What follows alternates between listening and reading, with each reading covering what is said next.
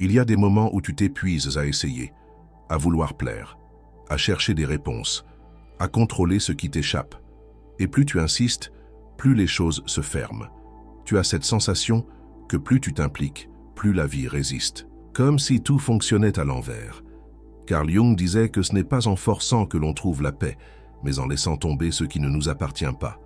Car souvent, ce qui nous fait souffrir, ce n'est pas la réalité. C'est notre attachement à la façon dont elle devrait être. Ce n'est pas ce qui est, mais ce que l'on attend encore désespérément. Quand tu arrêtes de t'en faire, ce n'est pas que tu abandonnes, c'est que tu comprends enfin la différence entre agir et s'acharner. Tu comprends que l'énergie que tu mets à vouloir tout maîtriser te coupe de l'essentiel, ton calme intérieur. Et c'est là que commence la vraie bascule, quand tu cesses de courir derrière ceux qui ne te voient pas. Quand tu relâches cette peur de perdre, cette obsession d'être à la hauteur, quand tu renonces à forcer ce qui ne veut pas s'ouvrir, tu fais alors un pas vers quelque chose de plus vaste. Une confiance qui ne dépend plus des résultats, une foi silencieuse en toi et en la vie. Ce détachement n'est pas de l'indifférence, c'est une maturité, c'est l'intelligence, de l'âme qui a compris que certaines choses ne peuvent être changées, mais que notre regard, lui, peut toujours se transformer. Et parfois, c'est ce simple changement de regard qui fait enfin tourner les choses dans le bon sens.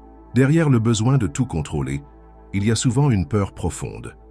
Peur de ne pas être assez, peur de perdre ce que l'on croit avoir gagné, peur de se retrouver seul face à soi-même. Alors on planifie, on anticipe, on surveille. Mais cette vigilance constante finit par étouffer ce que la vie a de plus spontané. Carl Jung observait que plus l'ego veut tenir les rênes, plus l'âme se contracte. Car l'âme, elle, ne vit pas dans le calcul. Elle respire dans le lâcher-prise, dans cette capacité à faire confiance même quand tout semble flou, dans cet abandon subtil où l'on accepte que l'inconnu est sa propre sagesse. Plus tu veux que ça marche, moins ça marche. Non parce que tu n'es pas capable, mais parce que ton énergie est tendue, crispée, verrouillée. Tu deviens l'obstacle invisible à ce que tu cherches. Tu bloques sans le savoir le courant de ce qui voudrait simplement circuler. Et parfois, c'est au moment exact où tu dis « tant pis » que tout se débloque, non pas parce que tu as cessé d'y croire, mais parce que tu as cessé de le tenir de force. Tu as laissé la vie respirer à travers toi, et la vie, libérée de ta peur, commence alors à danser. Ce que Jung nous enseigne ici, c'est que le vrai pouvoir ne vient pas de la maîtrise absolue, mais de l'alignement. Quand tu fais ta part sans t'accrocher aux résultats, quand tu marches sans t'enliser dans la projection, quand tu offres sans exiger, ce qui doit rester viendra, ce qui doit partir s'en ira, et plus tu fais la paix avec cette vérité, plus tu verras que le monde autour de toi commence mystérieusement à coopérer. Non parce que tu forces, mais parce que tu rayonnes une paix qui attire ce qui te ressemble. Chaque pensée répétée crée un sillon dans ton esprit. Et chaque émotion que tu alimentes devient une vibration que tu émets, même sans parler. Quand tu t'inquiètes sans cesse, tu n'envoies pas seulement une information à ton cerveau, tu nourris un champ énergétique autour de toi, un champ fait de tension, de doute, d'instabilité. Carl Jung aurait dit que ce que tu refuses de voir en toi se manifeste à l'extérieur sous forme de circonstances. Plus tu vibres l'attente anxieuse, plus la vie t'envoie des réponses qui prolongent cette vibration. Non pas comme une punition, mais comme un miroir, l'inquiétude chronique est une prière que tu fais au manque. Tu demandes inconsciemment que rien ne se passe bien, parce que tu t'y prépares. Tu deviens ton propre prophète de malheur. Et le pire, c'est que tu crois que c'est de la prudence. Tu crois te protéger, alors que tu t'empoisonnes. Quand tu arrêtes de t'en faire, tu changes le message. Tu ne dis plus « je n'y crois pas ». Tu dis « je me fais confiance ». Et cette confiance, même silencieuse, agit comme un interrupteur. Elle ne change pas immédiatement ce qui t'entoure, mais elle transforme ta posture. Et cette posture transforme ton regard, et ton regard finit toujours par changer ta réalité. Jung nous invite à comprendre que l'âme ne cherche pas la perfection, mais l'alignement. Elle veut que tu vives, pas que tu survives. Et la vie ne peut t'apporter ce que tu ne te crois pas digne de recevoir. Alors commence par respirer, par relâcher les mâchoires, les épaules, les attentes. Ne fais plus de ton inquiétude un mode de vie. Fais de ta paix un choix, même fragile. Et tu verras, sans comprendre exactement pourquoi, que les choses commenceront à mieux fonctionner. Il y a cette chose que tu voulais absolument. Une réponse, une personne, une reconnaissance, un projet. Et tu y as mis ton énergie, ton cœur, parfois même ton sommeil. Mais plus tu insistais, plus cela semblait te fuir. Jusqu'au jour où, par lassitude ou sagesse, tu as lâché prise. Et c'est là, à ce moment précis, que tout a commencé à changer. Carl Jung expliquait que lorsque nous laissons partir quelque chose que nous avons désiré avec intensité, nous faisons place à un mouvement profond. L'inconscient cesse d'être comprimé. Le champ de vie autour de nous se réorganise. L'obsession se dissout et l'espace ainsi libéré attire autre chose. Parfois la même chose, mais autrement. Parfois quelque chose de mieux, de plus juste que nous n'aurions jamais imaginé. Ce n'est pas un hasard. C'est une loi subtile du vivant. Tant que tu tiens trop fort, tu retiens aussi l'énergie qui pourrait circuler librement. Tu veux attirer, mais tu enfermes. Tu demandes, mais tu contrôles. Et la vie, elle, n'entre pas par la force. Elle entre par la confiance. Ce que tu laisses aller sans rancœur, sans drame, sans lutte, revient parfois, mais guérit. Et s'il ne revient pas, c'est qu'il n'avait pas la force de rester. Et tu gagnes quelque chose de plus rare encore. La paix Jung dirait que dans chaque renoncement lucide, il y a un acte de puissance. Non pas parce qu'on ne veut plus, mais parce qu'on ne dépend plus. Ce n'est pas l'abandon, c'est la liberté intérieure. Celle de continuer à aimer, à espérer, à créer, mais sans se perdre dans l'attente. Et souvent, c'est ce détachement qui permet aux choses d'arriver. Parce que tu ne les appelles plus depuis un vide, mais depuis un plein. Et ce plein, c'est toi, enfin reconnecté à ta propre lumière. Tu crois manquer de temps, d'amour, de soutien, d'opportunités. Mais si tu regardes bien, souvent tu n'es pas en manque. Tu es en peur. Peur que ça disparaisse. Peur que ça ne revienne pas. Peur que ça ne t'appartienne jamais vraiment. Et cette peur colore tout ce que tu vis, même ce que tu reçois. Carl Jung disait que l'inconscient ne fait pas la différence entre ce que l'on imagine avec intensité et ce que l'on vit réellement. Ainsi, lorsque tu vibres la peur de perdre, tu envoies un message puissant. Je ne suis pas prêt à recevoir. Tu te contractes, tu t'agites, tu observes chaque signe avec anxiété et tu empêches ce qui pourrait simplement venir. La peur du manque te pousse à vouloir tout sécuriser. Tu veux être certain que l'autre t'aime. Tu veux garantir que ton projet fonctionne. Tu veux que rien ne t'échappe. Et c'est dans cette volonté de figer que tu perds le mouvement naturel de la vie. Tu passes à côté du miracle présent, occupé à surveiller l'avenir. Mais quand tu arrêtes de t'en faire, tu invites une autre forme de richesse. Une richesse plus subtile, plus stable, celle de te sentir déjà complet. Non pas parce que tu possèdes tout, mais parce que tu ne te définis plus par ce qui te manque. C'est un basculement intérieur. Tu ne mendis plus. Tu accueilles. Tu ne contrôles plus. Tu accompagnes. Et tu commences à remarquer que même ce que tu n'attendais plus commence à se manifester. Jung aurait dit que ce n'est pas la réalité qui doit changer. C'est ton état intérieur. Et parfois, changer ton état, c'est simplement cesser d'avoir peur. Ou plutôt, cesser de nourrir cette peur comme une vérité. Elle est là, bien sûr, mais elle n'est pas toi. Et elle ne commande plus ta route. Et quand tu vis cela, même un petit pas en avant devient une victoire silencieuse. Une preuve que tu n'as jamais vraiment manqué de rien, sauf peut-être de confiance en ta propre lumière. Tant que tu vis pour répondre aux attentes, tu ne vis pas vraiment. Tu ajustes ta voix, tes gestes, tes décisions à ce que les autres attendent de toi. Tu te déformes sans t'en rendre compte.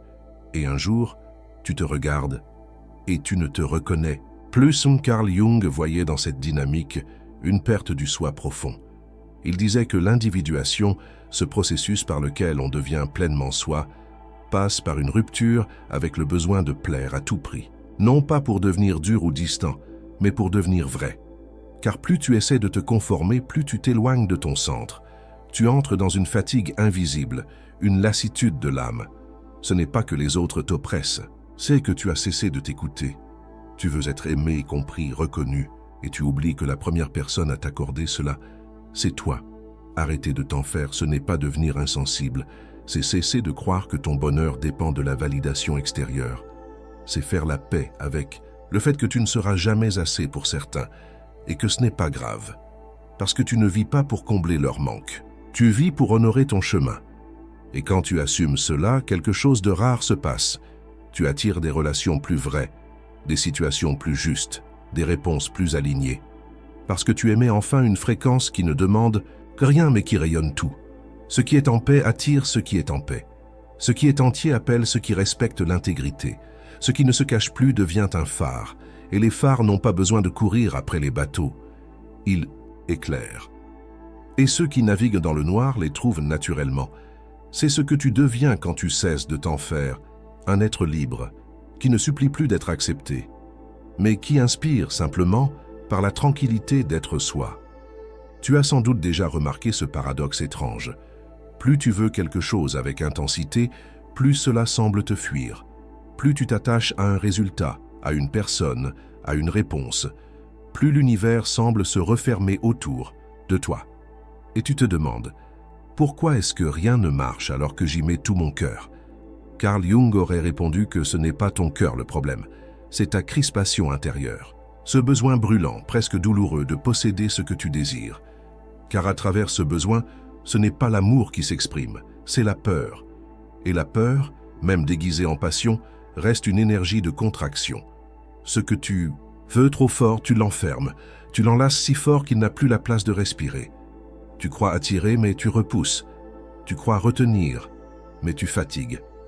Et parfois, ce n'est pas la vie qui te dit non. C'est ton propre excès d'attente qui bloque la fluidité naturelle de l'expérience. Quand tu arrêtes de t'en faire, tu relâches cette tension. Tu ouvres un espace. Tu acceptes que ce qui doit venir viendra, non pas parce que tu le mérites, mais parce que tu es prêt à l'accueillir sans peur.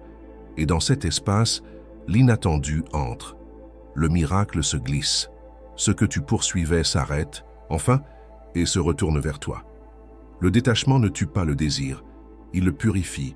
Il le rend plus doux, plus sage, plus vivant. Ce n'est pas que tu ne veux plus. C'est que tu ne t'agrippes plus. Tu transformes ton vouloir en ouverture. Et cette ouverture attire ce qui te correspond vraiment. Ce que tu aimes sincèrement, tu n'as pas besoin de le forcer. Tu lui fais confiance. Et parfois, c'est cette confiance silencieuse qui fait que tout commence enfin à fonctionner. On passe souvent sa vie à attendre que les choses changent.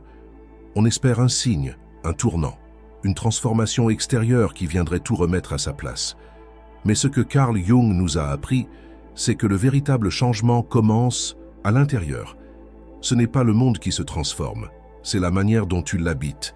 Quand tu arrêtes de t'en faire, ce n'est pas le chaos autour de toi qui disparaît. C'est ton lien à ce chaos qui se modifie.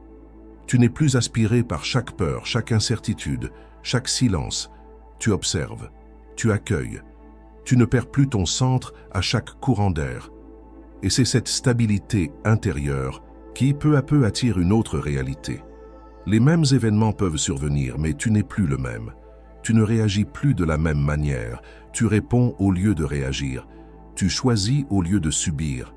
Et ton énergie, plus calme, plus claire, devient magnétique. Jung nous rappelait que l'univers répond à ce que nous sommes, pas à ce que nous disons vouloir. Et ce que tu es à chaque instant se traduit par ta vibration, ton état intérieur, ta posture silencieuse face à la vie. Alors quand tu t'alignes, même sans mots, même sans action visible, tu envoies un message différent. Tu ne mendis plus, tu invites. Tu ne luttes plus, tu accompagnes. Tu ne crains plus, tu ouvres. Et ce que tu attires n'est plus un reflet de ton manque, mais une résonance de ton apaisement. Ce ne sont pas les circonstances qui deviennent miraculeuses. C'est toi qui deviens capable de les traverser avec grâce. Et dans cette grâce, la vie commence à coopérer d'une manière presque magique, parce que la paix intérieure n'est pas un luxe, c'est une fréquence. Et cette fréquence transforme ce que tu vis, sans que tu aies besoin de tout comprendre. Il y a en toi une rivière qui sait déjà où elle doit aller. Mais parfois, tu construis des barrages sans t'en rendre compte. Tu veux aller plus vite. Tu veux que l'eau suive un autre tracé. Tu veux diriger le courant avec ta volonté. Et plus tu forces, plus tu t'éloignes de la source. Carl Jung disait que la nature profonde de l'âme est mouvement. Elle sait où aller. Elle sait comment. Ce n'est pas ton rôle de tout contrôler, c'est ton rôle de ressentir, de suivre le flux, de repérer les résistances intérieures et de les relâcher, une par une. Quand tu arrêtes de t'en faire, tu retires la main du volant que tu n'avais jamais réellement tenu. Tu redeviens fluide. Tu permets. Et ce simple geste crée une brèche. Ce qui semblait bloqué commence à se délier. Ce qui paraissait confus s'éclaire sans effort. Parfois, la seule chose que tu dois faire, c'est arrêter de pousser. Arrêter de te justifier.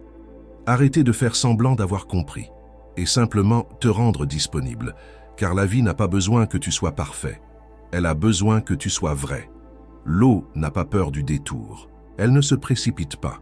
Elle ne proteste pas contre les obstacles. Elle les entoure. Elle les transforme. Elle trouve toujours un passage. Et plus tu ressembles à l'eau, plus tu cesses de te battre contre la vie. Jung nous inviterait à devenir comme cette rivière, à honorer le rythme, à faire confiance au parcours, à cesser de croire que l'on est perdu quand on est simplement en train d'apprendre à flotter. Et un jour, sans prévenir, tu te rendras compte que tout fonctionne. Non pas parce que tu as tout calculé, mais parce que tu as appris à t'accorder au courant. Et dans ce courant, tu redeviens vivant. Tu as passé tant de temps à vouloir que tout s'aligne autour de toi, que les autres changent, que les situations se calment, que la vie soit plus douce. Mais Carl Jung aurait murmuré cette vérité simple. C'est en toi que tout commence. Lorsque tu fais la paix avec tes doutes, ils cessent de t'empoisonner. Lorsque tu accueilles tes blessures, elles cessent de diriger ta vie en secret. Lorsque tu arrêtes de t'en faire, ce n'est pas le monde extérieur qui devient miraculeux, c'est ton regard qui devient libérateur. Et ce regard, une fois transformé, éclaire tout ce qu'il touche. Tu n'attends plus que les choses changent pour respirer. Tu respires. Et parce que tu respires, les choses changent. Tu ne cherches plus à impressionner. Tu te respectes. Tu n'exiges plus d'être compris. Tu t'écoutes. Tu ne cours plus après des réponses. Tu deviens l'espace où les réponses se révèlent. Et dans cette posture silencieuse, le monde commence à répondre autrement. Jung savait que ce que tu projettes à l'extérieur n'est qu'un reflet de ton état intérieur. Alors si tu veux que tout commence à fonctionner, commence par toi, pas en te forçant, pas en t'accusant, mais en te retrouvant, doucement, profondément, authentiquement. Ce n'est pas une solution magique, c'est un changement de direction, une renaissance, une décision intime de ne plus être esclave de la peur, du manque, de la tension. C'est choisir d'exister depuis un lieu plus stable, plus vaste, plus vrai. Et depuis ce lieu, tu verras, ce que tu pensais perdu te retrouve. Ce que tu croyais bloqué se débloque. Ce que tu voulais forcer vient à toi, sans bruit, sans lutte, sans condition. Parce que tu ne l'exiges plus. Tu l'incarnes et tout commence enfin à fonctionner.